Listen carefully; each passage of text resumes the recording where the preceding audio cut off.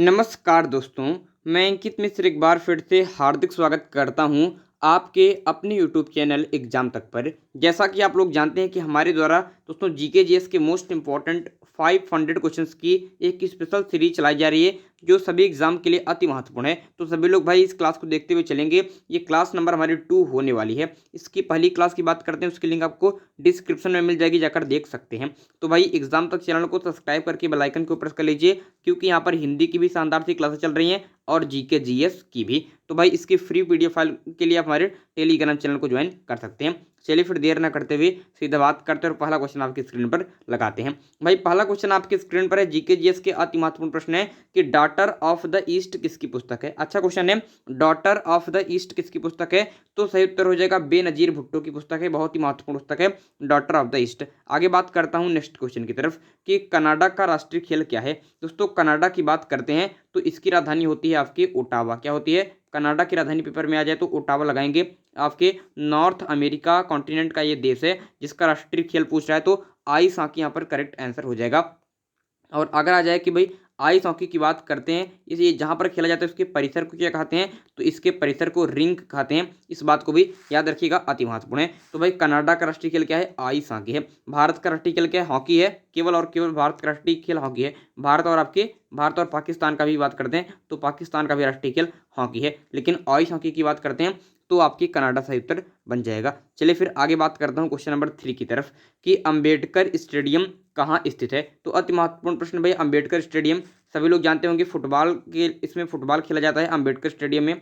ठीक है, ये अति महत्वपूर्ण बात है। और कहाँ पर है? तो दिल्ली में स्थित है। दोस्तों फुटबॉल की बात करते हैं तो यहाँ पर नोट कर लीजिएगा कि ब्राजील और आपके ब्राजील का राष्ट्रीय खेल क्या है, तो आपके ब्राजील और आपकी बात करते हैं फ्रांस, इन दोनों का राष्ट्रीय खेल क्या है, तो फुटबॉल ही होता है। और आपके अगर पूछ ले कि अंबेडकर स्टेडियम का संबंध किस खेल से है, तो फुटबॉल से ही है। इसके अलावा दोस्तों आपके ब्रुकलैंड स्टेडियम पड़ता है आपके इंग्लैंड में, उसका संबंध भी फुटबॉल से होता है। ये बातें आपको जाननी चाहिए। और फुटबॉल में खिलाड़ियों की संख्या कितनी होती है, तो 11 होती है। ठीक है, आइए बढ़ता हूँ नेक्स्ट क्वेश्चन की तरफ। क्वेश्चन नंबर 34 आपकी स्क्रीन पर लगाते हैं कि लोहित, भरेली, मानस, कोपिली ये नदियां किस नदी की सहायक नदी हैं। भाई लोहित नदी तो आपको सभी को पता होगा, अति महत्वपूर्ण है, ये तो पेपर में कई बार आ चुकी है। इसके अलावा लोहित के अलावा आपको भरेली, मानस, कोपिली इन नदियों के बारे में भी जानना है कि ये सारी नदियां आपके ब्रह्मपुत्र की सहायक नदी हैं। अति महत्वपूर्ण बात है, याद रखिएगा भाई। ब्रह्मपुत्र नदी की बात करते कहाँ से निकलती है? तिब्बत से निकलती है, जहाँ पर इसे सांगपो कहा जाता है। और तिब्बत के बाद तो ये आपके भारत में प्रवेश करती है अरुणाचल प्रदेश से। बाद में ये बांग्लादेश में भी जाती है,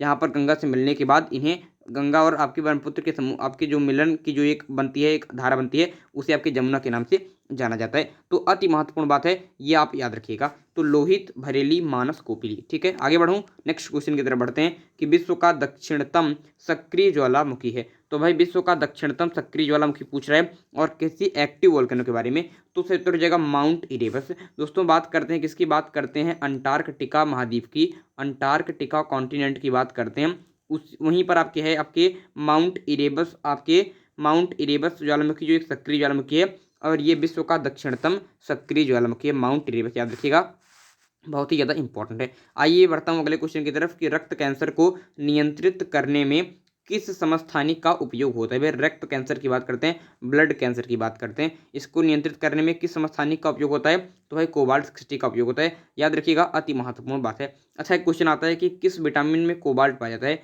तो विटामिन बी 12 में आपकी कोबाल्ट पाया जाता है। और विटामिन बी 12 का आपके रासायनिक नाम क्या है, तो साइनोकोबालामिन, कोबालामिन। तो भाई आपके साइनोकोबालामिन होता है इसका नाम, याद रखिएगा, साइनोकोबालामिन। ये आपके विटामिन बी 12 का रासायनिक नाम है और इसमें कोबाल्ट पाया जाता है। आगे बढ़ता हूँ नेक्स्ट क्वेश्चन की तरफ कि जीवन के गान किसकी रचना है। भाई जीवन के गान आपके शिव मंगल सिंह सुमन की रचना है। अति महत्वपूर्ण तरीके से याद रखिएगा। आगे बढ़ता हूँ नेक्स्ट क्वेश्चन की तरफ कि भारत के नियंत्रक एवं महालेखा परीक्षक की नियुक्ति कौन करता है। भाई ये कैग के बारे में कह रहे हैं, भारत के नियंत्रक एवं महालेखा परीक्षक, तो इसकी नियुक्ति कौन करता है। तो भाई कैग के बारे में आप सभी लोग जानते होंगे कि संविधान में जो आपके भाग हैं उसमें भाग नंबर 5 में कैग का वर्णन है। और अगर आर्टिकल की बात करते हैं तो आर्टिकल 148 से लेकर 151 तक आपके कैग की बात करते हैं इसका प्रावधान है 148 से लेकर 151 तक। और इसकी नियुक्ति कौन करता है? तो भाई राष्ट्रपति के द्वारा इसकी नियुक्ति की जाती है। अति महत्वपूर्ण तरीके से इस बात को याद रखिएगा। और प्रेजेंट टाइम में कैग कौन है? तो गिरीश चंद्र मुर्मू है। कौन है? गिरीश चंद्र मुर्मू प्रेजेंट टाइम के भारत के कैग हैं, भारत के नियंत्रक महालेखा परीक्षक हैं। नेक्स्ट क्वेश्चन की बात करते हैं कि प्रधानमंत्री की नियुक्ति का प्रावधान संविधान के किस अनुच्छेद के अंतर्गत किया गया है? भाई प्रधानमंत्री की नियुक्ति, ये अच्छा इंपॉर्टेंट क्वेश्चन है, बहुत ही इंपॉर्टेंट तरीके से देखिएगा कि प्रधानमंत्री की नियुक्ति के बारे में बात करते हैं तो अनुच्छेद आपके 75 में आपके प्रधानमंत्री की नियुक्ति का प्रावधान किया गया है, जिसमें कहा गया है कि राष्ट्रपति प्रेसिडेंट की बात करते हैं जो प्रेजेंट टाइम में रामनाथ कोविंद हैं, इनके द्वारा ही आपके राष्ट्रपति के द्वारा ही आपके प्रधानमंत्री की नियुक्ति की जाएगी, आर्टिकल 75 बताता है। और इतना ही नहीं, यही में ये भी बातें आती हैं कि भाई प्रधानमंत्री की नियुक्ति तो राष्ट्रपति करेगा, लेकिन जो अन्य मंत्रीगण होते हैं, भाई अन्य जो आपके मंत्री होते हैं, तो अन्य मंत्रियों की नियुक्ति कौन करेंगे?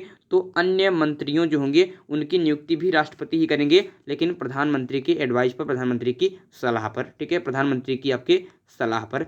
तो ये बात याद रखिएगा कि प्रधानमंत्री एवं अन्य मंत्रियों की नियुक्ति राष्ट्रपति के द्वारा की जाती है और अन्य मंत्रियों की नियुक्ति प्रधानमंत्री की सलाह पर राष्ट्रपति करता है। प्रधानमंत्री की नियुक्ति का प्रावधान आर्टिकल 75 में है। ये सब बातें आपको अति महत्वपूर्ण है। आगे बढ़ता हूँ नेक्स्ट क्वेश्चन की तरफ कि लोकसभा का पहला आम चुनाव कब हुआ था? भाई लोकसभा की बात करते हैं, उसके आपके पहले आम चुनाव की बात करते हैं। अच्छा क्वेश्चन है, 1952 में। हालांकि बात यह है कि ये जो चुनाव दोस्तों ये 25 अक्टूबर 1951 से लेकर आपके 21 फरवरी आपके 1952, तो इनके बीच में ये आपके लोकसभा का पहला आम चुनाव कंप्लीट हुआ था 25 अक्टूबर 1951 से लेकर 21 फरवरी 1952 तक। तो भाई जिस प्रकार से ऑप्शन रहेगा, ऑप्शन जो जहां से मैंने क्वेश्चन उठाया था प्रीवियस ईयर का है, वहां पर 1951 ऑप्शन नहीं था, तो 1952 यहाँ पर करेक्ट आंसर बन जाएगा। लेकिन 51-52 में ये चुनाव हुआ था, जहां पर 489 स्थानों के लिए ये चुनाव हुआ था। और आपके जीवी मावलंकर को आप लोग जानते होंगे, जीवी मावलंकर ये लोकसभा के प्रथम अध्यक्ष चुने गए थे, लोकसभा के आपके फर्स्ट अध्यक्ष चुने गए थे। ये बात भी आप लोग फटाफट से नोट कर लीजिएगा, जीवी मावलंकर। आगे बढ़ता हूँ नेक्स्ट क्वेश्चन की तरफ कि मूल अधिकारों के अंतर्गत कौन सा अनुच्छेद बालकों के नियोजन से प्रत्यक्ष रूप से संबंधित है? अच्छा क्वेश्चन है ये कि मूल अधिकार की बात करते हैं कि अंतर्गत ऐसा कौन सा अनुच्छेद है, आर्टिकल है जो बालकों के नियोजन की बात करते हैं, इसके प्रत्यक्ष रूप से संबंधित है। तो सभी को पता होगा आर्टिकल 24 की बात करते हैं तो यही इस बात की बात करता है कि जो 14 वर्ष की कम आयु के रहेंगे भाई, इनसे जो जिनकी कम आयु के जो बच्चे रहेंगे, इनको भाई आपके कारखानों की बात करते हैं, इसके अलावा मिल्स की बात करते हैं, खानों की बात करते हैं, या फिर और कोई आपके जोखिम युक्त जो कार्य हैं इसमें शामिल नहीं किया जा सकता है। तो आर्टिकल 24 ये बात कहता है कि 14 वर्ष अथवा 14 वर्ष की कम आयु के बच्चों को कारखानों, खानों अथवा अन्य किसी जोखिम भरे कार्य में शामिल नहीं किया जा सकता है। ये आर्टिकल 24 है जो बालकों के नियोजन से प्रत्यक्ष रूप से संबंधित है। भाई इसमें एक बात और है कि आर्टिकल 24 तो था ही, लेकिन इसमें हाल ही में दोस्तों आपके बाल श्रम निषेध एवं विनिमय संशोधन अधिनियम आया है। बाल श्रम निषेध और विनिमयन, ठीक है, जो होता है संशोधन अधिनियम 2017 में आपके ये संशोधन अधिनियम आया है। और इसमें ये बात कही गई है कि जो 14 वर्ष की कम आयु के बच्चे रहेंगे, 14 वर्ष की कम आयु के बच्चे रहेंगे, उनका जो नियोजन है वो पूर्ण तरीके से प्रतिबंध कर दिया गया है। और ये कहा गया है कि 14 से लेकर 18 वर्ष तक की जो आयु के बच्चे रहेंगे उनके ऊपर कहा गया है कि खतरनाक व्यवसायों के नियोजन पर प्रतिबंध है। तो 14 वर्ष की तो भाई कम आयु के बच्चे हैं, उन पर पूर्ण रूप से उनके नियोजन पर प्रतिबंध लगा दिया गया है। और 14 से 18 वर्ष तक की आयु के जो बच्चे हैं उनको आपके खतरनाक व्यवसायों के नियोजन पर प्रतिबंध लगा गया। तो ये 2017 में आपके एक संशोधन हुआ है, ये बात आप लोग जान लीजिए। बाल श्रम संशोधन अधिनियम 2017 के अंतर्गत ये बातें भी आई हैं। तो ये क्वेश्चन था कि मूल अधिकारों के अंतर्गत कौन सा अनुच्छेद बालकों के नियोजन से प्रत्यक्ष रूप से संबंधित है? तो आर्टिकल 24 याद रखिएगा। आगे बढ़ता हूं क्वेश्चन नंबर 42 की तरफ कि किस अधिनियम के फलस्वरूप वर्मा को भारत से पृथक किया गया? तो भाई ये अच्छा क्वेश्चन है, काफी बेहतरीन प्रश्न है। वर्मा की बात करते हैं जिसे प्रेजेंट टाइम में म्यांमार के नाम से जाना जाता है। इसको गवर्नमेंट ऑफ इंडिया एक्ट 1935 के अंतर्गत आपके इसके अंतर्गत ही 1937 ईस्वी में बर्मा को भारत से अलग कर दिया गया एवं उड़ीसा एवं सिंध नामक दो नए प्रांत बनाए गए। उड़ीसा एवं सिंध नामक दो नए प्रांत भी बनाए गए और आपके आपके किसको के बात करते हैं किसकी, बर्मा की, इसको भारत से पृथक कर दिया गया था। और इसी गवर्नमेंट ऑफ इंडिया एक्ट 1935 के अंतर्गत ही 1 अक्टूबर 1937 ईस्वी को दिल्ली में संघीय न्यायालय मतलब कि फेडरल कोर्ट की स्थापना भी की गई थी। आगे बढ़ता हूँ क्वेश्चन नंबर 43 की तरफ कि अलाउद्दीन खिलजी को कोहिनूर हीरा किससे प्राप्त हुआ था। तो सभी को पता होगा भाई, वारंगल अभियान, कौन बोल सकता है वारंगल अभियान, तो कौन बोल सकता है दोस्तों, वारंगल अभियान की बात करते हैं जो आपके 1308 ईस्वी में हुआ था। 1308 ईस्वी में इसमें अलाउद्दीन खिलजी के ही एक दास थे जिसका नाम आप सभी लोग जानते हैं, जिनका नाम है मलिक काफूर। मलिक काफूर, तो मलिक काफूर ने आपके धावा बोल दिया प्रताप रुद्र देव के ऊपर, और ये वारंगल अभियान किया 1308 ईस्वी में। इसमें प्रताप रुद्र देव को बंदी बनाकर आपके अलाउद्दीन खिलजी के सामने प्रस्तुत किया, और फिर आपके प्रताप रुद्र देव से ही अलाउद्दीन खिलजी को कोहिनूर हीरा प्राप्त होता है। तो ये भाई अगर अभियान पूछ ले तो वारंगल अभियान 1308 ईस्वी, और अगर पूछे किससे तो प्रताप रुद्र देव से अलाउद्दीन खिलजी को कोहिनूर हीरा प्राप्त हुआ था। अलाउद्दीन खिलजी की बात करते हैं तो ये 1296 ईस्वी से लेकर 1306 ईस्वी तक आपके नहीं 1316 ईस्वी तक 1316 ईस्वी तक आपके दिल्ली की गद्दी पर आसीन रहा था। ठीक है, ये बात याद रखिएगा। 20 ईयर्स का इसका कार्यकाल था। खिलजी वंश की स्थापना जलालुद्दीन फिरोज खिलजी ने की थी। आगे बढ़ता हूँ नेक्स्ट क्वेश्चन की तरफ कि सबसे बड़ी अंतःस्रावी ग्रंथि कौन सी है। दोस्तों थायराइड ग्रंथि की बात करते हैं, ये शरीर की सबसे बड़ी अंतःस्रावी ग्रंथि होती है। थायराइड ग्रंथियों पर आपके 4 अथवा 6 की संख्या में पैराथायराइड ग्रंथि पाई जाती है। पैराथायराइड, अगर क्वेश्चन आ जाए कि पैराथायराइड ग्रंथि कहाँ पाई जाती है तो थायराइड ग्रंथि के ऊपर ही पाई जाती है, और इससे निकलता है पैराथार्मोन हार्मोन भी किससे निकलता है भाई, आपके पैराथार्मोन। ठीक है, पैराथार्मोन हार्मोन कहाँ से निकलता है तो भाई ये आपके हार्मोन पैराथायराइड ग्रंथि से निकलता है, याद रखिएगा, जो थायराइड ग्रंथि पर उपस्थित होता है। ठीक है, यहाँ पर याद रखिए कि सबसे बड़ी अंतःस्रावी ग्रंथि थायराइड ग्रंथि है। अगर पूछे कि सबसे बड़ी अंतःस्रावी हटा दे, केवल आपसे पूछे कि सबसे बड़ी ग्रंथि बताइए, तो सबसे बड़ी ग्रंथि आपकी यकृत है। सबसे बड़ी ग्रंथि क्या है, यकृत है। ठीक है, लेकिन ये बाह्यस्रावी ग्रंथि है, लेकिन सबसे बड़ी अंतःस्रावी पूछे तो आपको थायराइड ग्रंथि बतानी है। आगे बढ़ता हूँ नेक्स्ट क्वेश्चन की तरफ कि बिहार का शोक किस नदी को कहते हैं। दोस्तों बिहार की बात करते हैं, इसका शोक किस नदी को कहते हैं तो सही उत्तर हो जाएगा कोसी नदी को।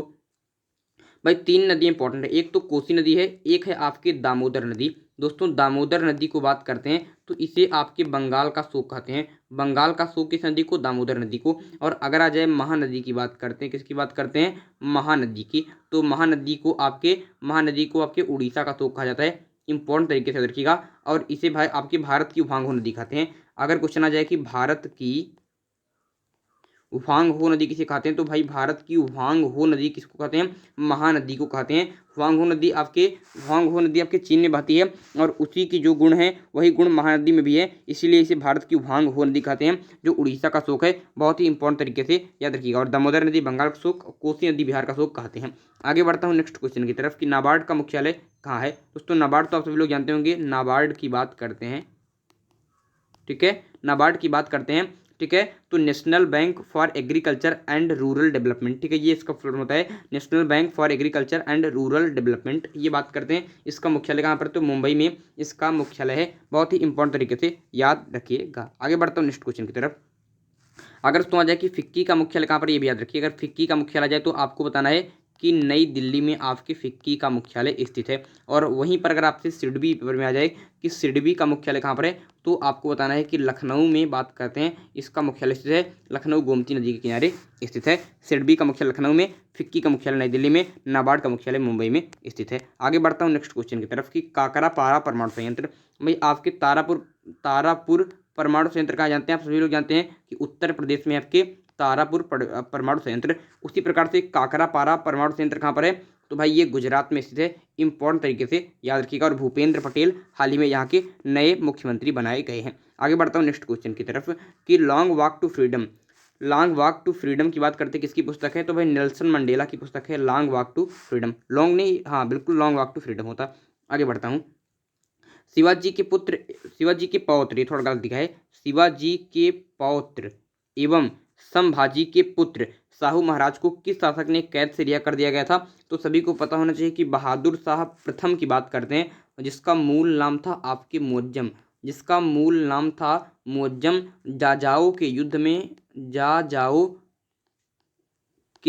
में जो 1707 ईस्वी 18 जून को हुआ था। 1707 ईस्वी में इसमें अपने भाई आजम की हत्या करके आजम की हत्या करके ये आपके मुगल शासक बनता है बहादुर शाह की उपाधि को लेकर। कौन? मुअज्जम।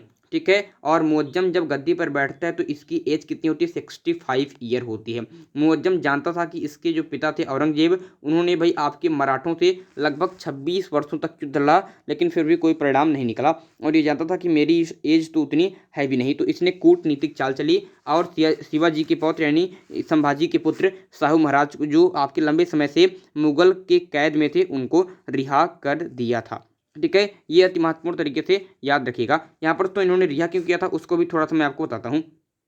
जब भाई आपके बात करते हैं किसकी? शाहू महाराज की बात करते हैं, वही से सीधा बात करते हैं, थोड़ा शिवाजी के ऊपर आते हैं। दोस्तों शिवाजी की बात करते हैं तो शिवाजी के आपके 2 पुत्र थे। ठीक है, शिवाजी के 2 पुत्र थे। शिवाजी का काल पता है 1627 से लेकर आपके 1680 तक, ये कार्यकाल था शिवाजी का। और फिर आपके शिवाजी के बाद कार्यकाल संभाला इनके पुत्र आपके संभाजी ने। संभाजी की बात करते हैं तो भाई आपके 1680 से लेकर 1689 तक, आपके 1689 तक का जो कार्यकाल था ये संभाजी का रहा। ठीक है, बाद में दोस्तों कहा जाता है कि संभाजी की मृत्यु हो गई औरंगजेब के द्वारा, तो इनके पुत्र बात करते हैं। इनके पुत्र थे उस समय शाहू, और इनकी एक पत्नी थी यदुबाई नाम से, यदुबाई नाम की इनकी आपकी पत्नी थी। तो इन दोनों को आपकी कैद करके औरंगजेब ने अपने हरम में भिजवा दिया था, तो इनको आपके हरम में भिजवा दिया था। ठीक है, और इसके बाद गद्दी किसने संभाली? तो इसके बाद शिवाजी के दूसरे पुत्र जिनका नाम था राजा राम। ठीक है, राजा राम, तो इन्होंने गद्दी को संभाला। ठीक है, ठीक है, इन्होंने गद्दी को संभाला, और बाद में कहा जाता है कि राजा राम की भी मृत्यु हो जाती है, औरंगजेब से लड़ते हुए राजा राम की मृत्यु हो गई, और फिर इनके पुत्र का नाम था शिवाजी द्वितीय। ठीक है, शिवाजी सेकंड इनके पुत्र का नाम था।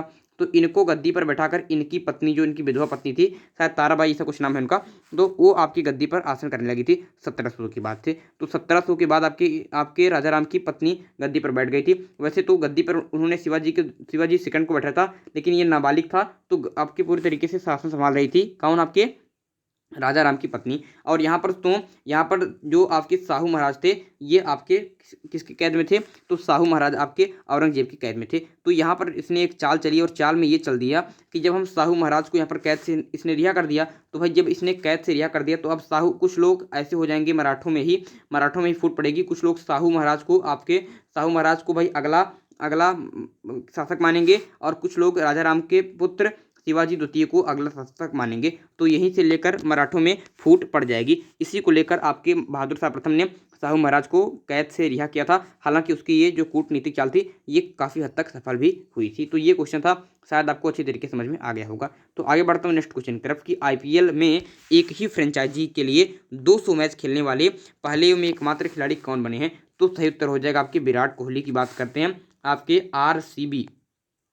ठीक है, आरसीबी की बात करते हैं बेंगलोर के लिए दोस्तों, एक ही फ्रेंचाइजी के लिए 200 मैच खेलने वाले आपके पहले में एकमात्र खिलाड़ी बन गए विराट कोहली। अति महत्वपूर्ण तरीके से याद रखिएगा। दोस्तों आईपीएल की बात करते हैं तो इससे रिलेटेड 2-3 बातें आपको बताऊंगा जो आपके लिए अति महत्वपूर्ण है। बहुत कम लोगों ने इसको आपको बताया है, लेकिन ये पेपर में आ सकता है। देखिए आईपीएल के इतिहास में कुछ अजीबोगरीब जो आपके लिए बातें हैं। पहली बात तो आईपीएल के इतिहास में एकमात्र ऐसा गेंदबाज जिसने एक ही मैच में आपके 2 मेडन ओवर फेंका हो, 2 मेडन ओवर फेंका हो। तो अगर क्वेश्चन आ जाए कि आईपीएल के इतिहास में एक ही मैच में 2 मेडन ओवर फेंकने वाला पहला यानी कि एकमात्र गेंदबाज कौन है? तो सही उत्तर हो जाएगा मोहम्मद आपके कौन हो जाएगा? आपके मोहम्मद सिराज की बात करते हैं, तो मोहम्मद सिराज यहाँ पर सही उत्तर हो जाएगा। ठीक है, अगला क्वेश्चन आपसे पूछ रहा हूँ कि भाई आपके आईपीएल के इतिहास में लगातार 2 मैचों में 2 शतक लगाने वाले पहले बल्लेबाज कौन बने हैं? लगातार 2 मैच में 2 शतक, आईपीएल के इतिहास में लगातार 2 मैच में 2 शतक लगाने वाले पहले खिलाड़ी कौन बने हैं? तो आपके शिखर धवन। कौन हो जाएंगे? शिखर धवन आपके सही उत्तर हो जाएगा। तो ये कुछ अजीबोगरीब से आपके रिकॉर्ड हैं जो आपसे पेपर में आ सकते हैं। ठीक है, मोहम्मद सिराज यहाँ पर हो जाएगा, एक ही मैच में 2 मेडन ओवर। भाई आईपीएल में जहाँ पर रन बढ़ते हैं वहाँ पर 4 ही ओवर एक गेंदबाज फेंकता है, उसमें एक ही मैच में एक गेंदबाज ने 2 मेडन ओवर फेंक दिए, तो उसका नाम है मोहम्मद सिराज। भाई यहाँ पर जब मैं क्वेश्चन लिख रहा था तो बहुत सारे लोगों के मन में बुमराह आया होगा, लेकिन नहीं, सही उत्तर हो जाएगा मोहम्मद सिराज। और एक क्वेश्चन कि आईपीएल के इतिहास में एक ही मैच में 2 सुपर ओवर, एक ही मैच में आपके 2 सुपर ओवर वाला मैच किनके बीच में खेला गया? तो भाई ये आपके Mumbai Indian versus Kings 11 Punjab Punjab के बीच में खेला गया था, जहां पर पहला मैच खेला गया, मैच बराबर हो गया तो एक सुपर ओवर हुआ, सुपर ओवर भी जब टाई हो गया तो फिर से मैच हुआ, तो एक ही मैच में 2 सुपर ओवर हुआ। ठीक है, 2 सुपर ओवर हुआ। ये आईपीएल के इतिहास में पहली बार हुआ था और अभी तक केवल एकमात्र बार ही हुआ है। तो ये किन टीमों के बीच में, तो एमआई एवं किंग्स इलेवन पंजाब के बीच में। तो 3 बातें आपको बताइए, तीनों बातें याद रखिएगा कि एक ही मैच में 2 मिडनों पर फेंकने वाला आईपीएल के इतिहास का एकमात्र गेंदबाज कौन है, तो मोहम्मद सिराज। आपके आईपीएल के इतिहास का एकमात्र ऐसा बल्लेबाज जिसने लगातार 2 मैच में 2 शतक लगाए हों, आपके शिखर धवन। और आईपीएल के इतिहास में 2 सुपर ओवर 2 सुपर ओवर का आपकी 2 सुपर ओवर का मुकाबला किनके बीच खेला गया, तो मुंबई इंडियंस और किंग इलेवन पंजाब के बीच में। इसमें किंग इलेवन पंजाब बाद में जीत हासिल कर ली थी। चलेगा, आगे बढ़ता हूँ भाई। अब यहाँ पर 50 क्वेश्चन आज मैंने आपको करा दिए हैं, तो यहाँ से 50 क्वेश्चन आपके कंप्लीट हो गए भाई। इससे पहले 30 क्वेश्चन हमने आपकी पिछली सीरीज में कंप्लीट कराई थी, जिसकी लिंक आपको इसी वीडियो के डिस्क्रिप्शन में मिल जाएगी, तो उस वीडियो को जाकर देख लेना। और आज 20 क्वेश्चन करा दिए, तो 50 क्वेश्चन हो गए। पूरे 500 क्वेश्चन जीके के अच्छे पूरे 500 क्वेश्चन आपको कंप्लीट कराने हैं, जिससे कि किसी भी प्रतियोगी परीक्षा में बैठे तो आपका पलड़ा भारी रहे भाई। एक क्वेश्चन मैं आप लोगों से पूछ के जा रहा हूँ, होमवर्क में आपको बताना है, होमवर्क यानी कि कमेंट बॉक्स में। तो आप लोग कमेंट बॉक्स में मुझे लिखिएगा कि हाल ही में पंजाब के नए मुख्यमंत्री कौन बने हैं। तो इसका मैं देखता हूँ किन लोगों को पता है कि हाल ही में पंजाब के नए मुख्यमंत्री कौन बने हैं। तो ये क्वेश्चन आपके लिए रहा। आप लोग कमेंट बॉक्स में बताइएगा कि आज का वीडियो कैसा लगा दोस्तों, आज का वीडियो कैसा लगा भाई। हिंदी की क्लास में लगातार आपके लिए ले रहा था, संधि की क्लास में लगातार आप लोगों के लिए ले रहा हूँ। आप लोग चैनल पर जाकर विजिट कर लीजिए, संधि बहुत ही अच्छी तरीके से स्वर संधि व्यंजन संधि आपको कंप्लीट कर चुका हूँ, और कल आपकी विसर्ग संधि भी कंप्लीट हो जाएगी। आज मैंने विसर्ग संधि ना पढ़ाकर मैंने कहा जीके जीएस भी पढ़ा देता हूँ, काफ़ी दिन हो गया है, वैसे भी आज रविवार था। तो भाई आप लोगों के लिए क्लास अच्छी लगी होगी मुझे लगता है। 500 क्वेश्चन की स्पेशल सीरीज को भी आप सभी एक एक वीडियो को देख लीजिएगा। वैसे तो पहला वीडियो के बाद दूसरा वीडियो आने में काफ़ी लंबा समय निकल गया, लगभग 15 दिन निकल गए, लेकिन अब जो तीसरा वीडियो आएगा जल्द से जल्द हम लगभग प्रयास करेंगे कि 2 से 3 दिनों में एक वीडियो सामान्य ज्ञान का आपके लिए उपस्थित रहे। चलिए, क्लास में जुड़ने के लिए सभी का तहे दिल से बहुत बहुत धन्यवाद। अगले वीडियो में एक इंपॉर्टेंट टॉपिक के साथ फिर होगी मुलाकात, तब तक के लिए मुझे दीजिए इजाजत। मैं हूं कितने और आप देख रहे हैं एग्जाम तक। बहुत बहुत धन्यवाद, बाय बाय।